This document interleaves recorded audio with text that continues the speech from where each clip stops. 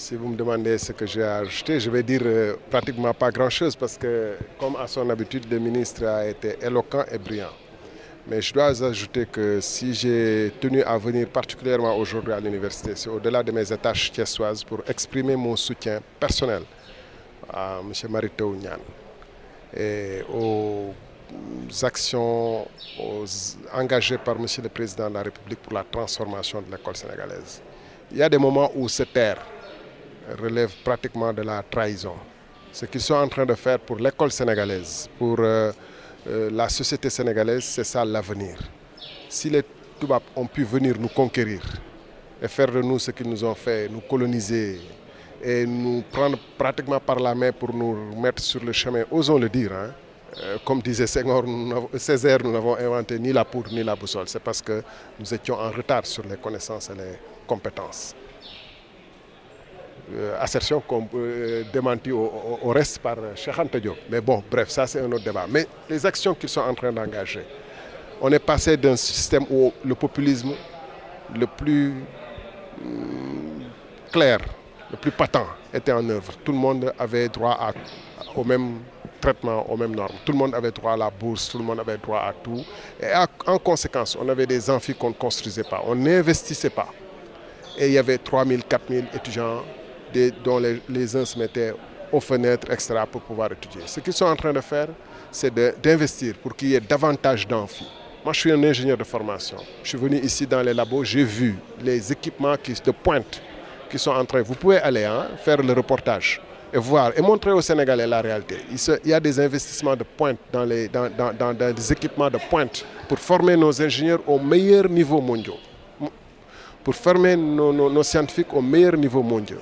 Alors que depuis plus de 30 ans, on n'a pas mis dans l'école polytechnique en investissement grand-chose. Ce qu'on a trouvé dans les ateliers, c'est 3 générations. C'est ce qui est venu au niveau de... quand on crée l'école polytechnique et ce qui a été fait avec eux. Vous pouvez aller vérifier. Donc, quand on engage des actions de profondeur comme ça, il y aura forcément tout changement induit des difficultés pour ceux qui les vivent. Ça, c'est connu. Que ce soit les étudiants, que ce soit le corps enseignant, que ce soit eux-mêmes qui entreprennent ces engagements, c'est au prix de lourds sacrifices. Ils auraient pu préférer la facilité, la médiocrité pour avoir la paix avec tout le monde. Ils ont préféré le mouvement pour mettre le Sénégal au diapason. Dans le mouvement, il y aura forcément des résistances, des forces d'inertie, etc. Mais au-delà de ça, je voulais dire simplement, sans politique politicienne, dans notre tradition sénégalaise, quelqu'un l'a dit ici, quand le président de la République, la plus haute institution, fait l'honneur à l'université de se déplacer pour aller rencontrer et discuter, et pour investir, pour répondre à des préoccupations qui ont été celles des universitaires, des étudiants pendant longtemps, mettre des pavillons, des labos, etc. Je pense que oui, on peut montrer son mécontentement, on peut protester, mais sous des formes beaucoup plus convenables et convenues, et surtout saluer aussi les efforts qui ont été faits. C'est pourquoi, je dis encore une fois, je suis venu ici pour dire ça et pour dire tout le soutien personnel, quoi qu'il puisse en coûter, en termes de popularité ou autre politicienne, mon soutien personnel à M. Mary Teuw pour les actions qu'il a engagées pour l'avenir du Sénégal. Parce que quand j'étais là tout à l'heure à suivre la cérémonie, je me disais que je rêve que mon fils vienne étudier à l'école polytechnique de Thiès. Parce qu'aujourd'hui, j'ai confiance, j'ai été formé comme ingénieur dans 2 écoles différentes. Je sais ce que c'est la formation de l'ingénieur. Ce que j'ai vu ici, je fais confiance.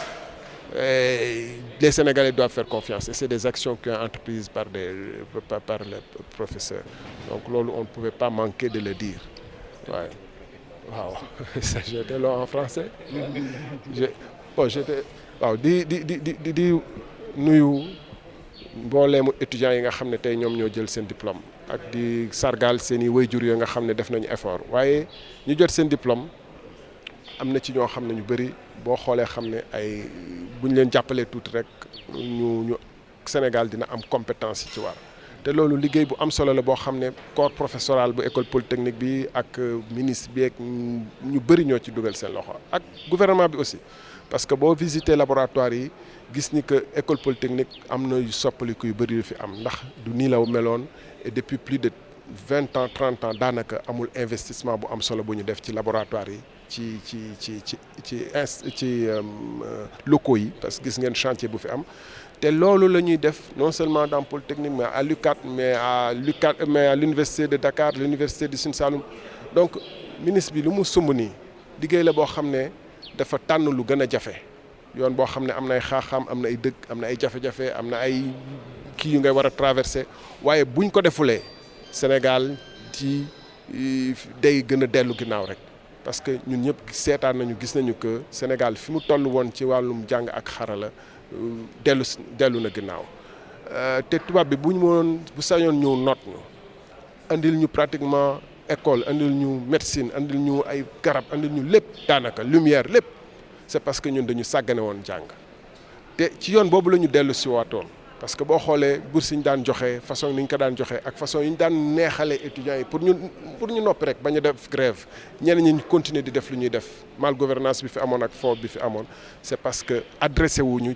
question yu difficile yu jafe yi ku jël jafe-jafe nag naan da nga koy régler faw nga sonn faw aussi am ñu sonn ci ñu ko daan dund moo tax ñu naan changement dafa metti waaye dañuy nangu changement pour que réew mi mun a suqaliku jëm kanam loolu tax ñu mel ni professeur dañ leen war a jàppale loolu bokk na ci li ma gën a tax a ñëw tey fii te di daaneel di wax ni que ci suñu cosaan Afrique yëpp daanaka boo amee gan da nga koy taral bu ku mel ni président de la République déplacé ñëw ba université indiwu ko fa pour def discours politique indiwu fa leneen mais indi ko fa pour wane effort yu muy def pour ci problème mu université bi li mu ciy def pour mu suqaliku laboratoire yu ñuy tabax yi équipé yi pavillon yu bees yu ñu tabax yi ak yeneen yu ñu bëgg pour université bi dem kanam loolu bu ñëwee naam mun nga koo wax sa naqar mun nga ko wane ci yeneen façon waaye gan dañ koy taral d'abord ñun loolu lañ xam te bokk na pour daaneel fàtt naa ko wax ci nasaraan bokk na ci li ñuy constater boo nekkee dans le monde de la production comme ñun yàgg naa nekk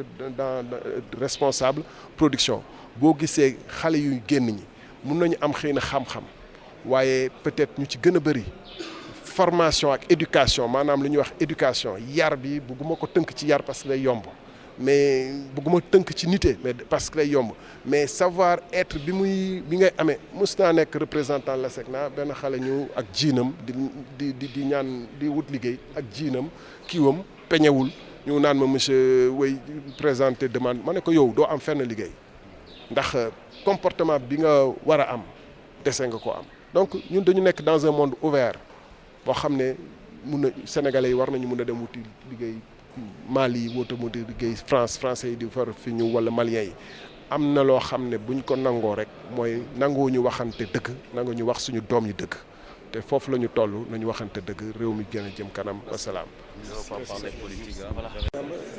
Qu'est-ce que ça fait aujourd'hui notamment de fêter cette 38e promotion des élèves à Sofia? C'est un sentiment de fierté qui m'anime avec cette cérémonie-là en fait parce que c'est pour célébrer l'excellence au niveau de l'école polytechnique de Thiès.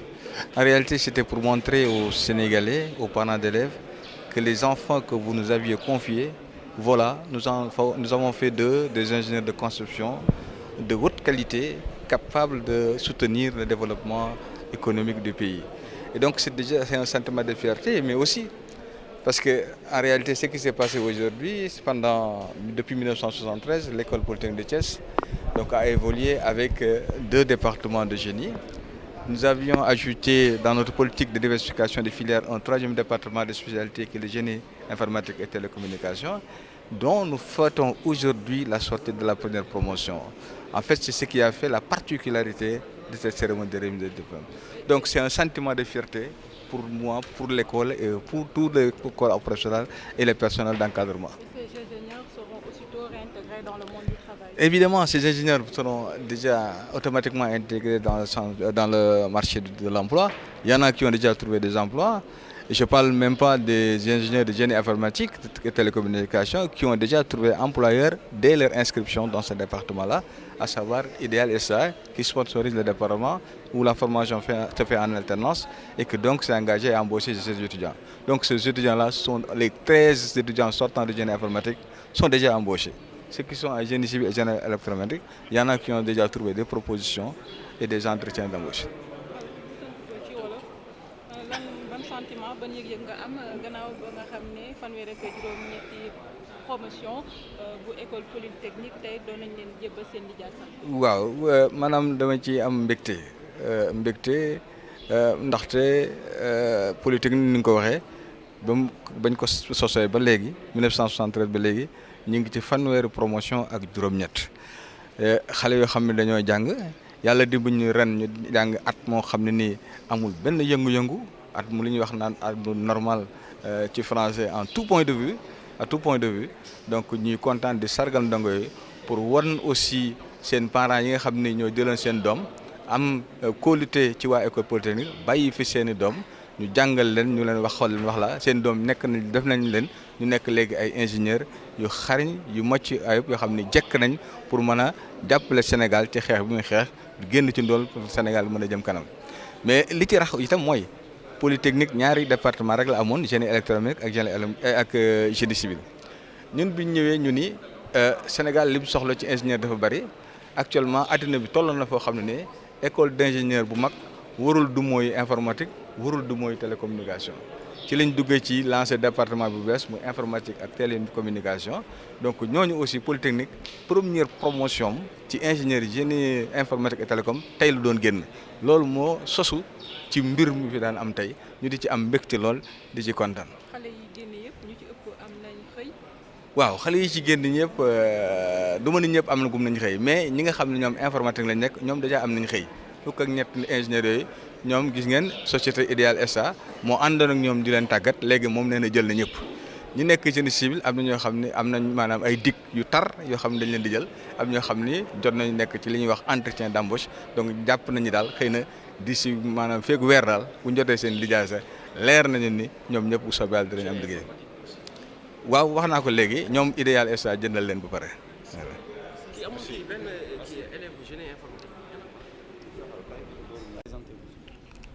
Je m'appelle Sakhewar Tall. Je suis maintenant ingénieur de conception en génie électromécanique, diplômé de l'école polytechnique de Thiès. Quel est le major de votre promotion? Qu'est-ce que cela vous fait? Bon, étant major, pour moi, ça ne signifie pas grand-chose. L'essentiel, c'est d'obtenir mon diplôme d'ingénieur de conception. Durant 5 ans très durs, en fait, je dirais un chemin très long. Aujourd'hui, c'est une fierté pour moi de recevoir mon diplôme d'ingénieur de conception des mains d'un ministre d'État. Qu'est-ce qui vous attend à la sortie? Oui, surtout ça.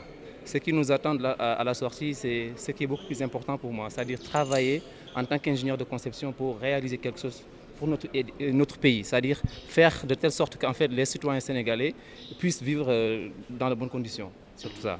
Justement, est-ce que vous attendez tout de l'État ou bien vous pensez déjà à un projet privé ou ça? Bon, au début c'est difficile parce qu'en fait les moyens ne sont pas là. Mais dans l'avenir, bon, j'espère quand même avoir la chance, bien l'opportunité de créer une entreprise afin de pouvoir recruter des gens qui vont travailler, autrement dit, donner de l'emploi aux Sénégalais. Sakhewar Tall, originaire de Diourbel, qui fait une formation à Thiès. Qu'est-ce que cela vous fait en termes justement d'apprentissage? Parce que la majeure partie pense que quand même pour avoir certains diplômes, il faut aller à Dakar. Oui. Et c'est ce que je voulais dire même au début. Je suis fier d'être un produit purement sénégalais. Être formé ici au Sénégal et travailler aussi pour le Sénégal. C'est juste une façon de montrer aux gens qu'au Sénégal, il y a de la qualité. Bon, on peut dire que toujours il y a des perturbations par-ci par-là, mais néanmoins, en fait, la qualité est là. On a de bons professeurs. On a subi une formation très, très, très rigoureuse. Donc, à mon avis, vraiment, on pourra quand même rivaliser dans l'entreprise avec des gens qui nous viennent de l'étranger. D'habitude, les ingénieurs sont réputés être sérieux. Quel est le conseil que vous donnez à l'État ou bien aux autres étudiants pour un peu apaiser le système universitaire? Oui, demander seulement à l'État de faire peut-être ce qu'il doit faire, respecter ses engagements, surtout ça, mais aussi essayer de mettre les étudiants dans de bonnes conditions. À mon avis, si un étudiant il est mis dans de bonnes conditions, je ne vois pas de raison pour qu'il fasse des mouvements ou bien perturbe le système. Comment vous êtes arrivé justement à cette école? Est-ce que c'était un rêve d'être un jour ingénieur ou bien c'est votre cursus qui vous a propulsé ici? Oui, depuis que je suis enfant, j'ai l'habitude, à chaque fois qu'il y a par exemple un poste téléviseur qui tombe en panne, ma grande sœur ou bien mes frères me donnaient ça pour que je puisse bricoler en quelque sorte. Donc à chaque fois, ma grande sœur elle me disait que si jamais vous ne devenez pas technicien ou ingénieur, tu rates carrément votre vocation. J'ai longtemps rêvé d'être ingénieur, Dieu merci. Vraiment, je remercie le bon Dieu. merci Sakhawar noo tudd. man maa ngi tudd Sakhawar Tall, ingénieur de conception diplômé diplômé de l'école polytechnique de Thiès. tey ngeen jot seen lijaasa ginnaaw juróomi at wax ngeen ko jàng bu métti mais ñu tànn leen ci seen ay morom tey lan la lay def ak say waajur ñu ni yow yaa jiitu ci say naataango. waaw kontaan rek vraiment tey moom kontaan na trop parce que yoon bi métti woon na lool mais aussi yàlla def na ni réussir nañ ko et xam naa ma aussi profiter seulement di nuyu suma ay parents di leen sant aussi parce que xam naa li lépp bu amee aussi ñoom la ak aussi l'école professeur rek ñëpp quoi vraiment c'est une fierté pour moi tey moom kontaan na trop quoi. ingénieur de conception la moo fas yéene doon seen liggéey. voilà ñu génn fii comme ingénieur de conception si ma xalaat bu gàtt xëy na war nañ def tout pour dimbali Sénégalais yi liggéey ak suñu xel pour permettre mën a jox Sénégalais lu ñu bëgg pour mën a dund facilement quoi. ndax si wàllu taleeg yooyu rek ngeen di yëngu wala am ngeen yeneen domaine. waaw man électromécanique là voilà peut-être xanaa dans l'industrie la Sénélec ou les industries les cimenteries et sucreries et ainsi de suite quoi ñi yëngu si wàllum sucre wàllum ciment wàllum usine et courant et consort quoi. ndax ngeen xalaat demal sa bopp.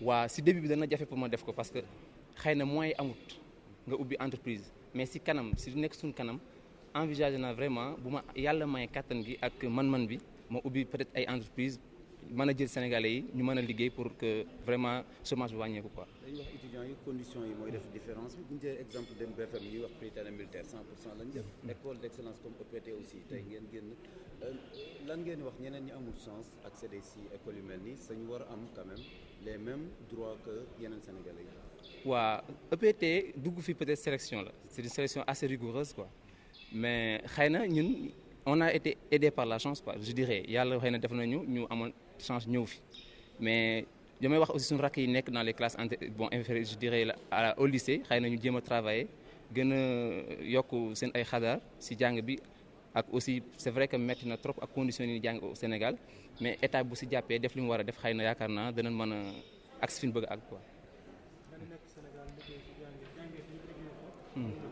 lu mën a nekk la te d'ailleurs dama si kontaan sax man sama formation depuis école élémentaire ba léegi ma def ko lépp Sénégal donc c'est une fierté pour man vraiment d'être un produit purement sénégalais.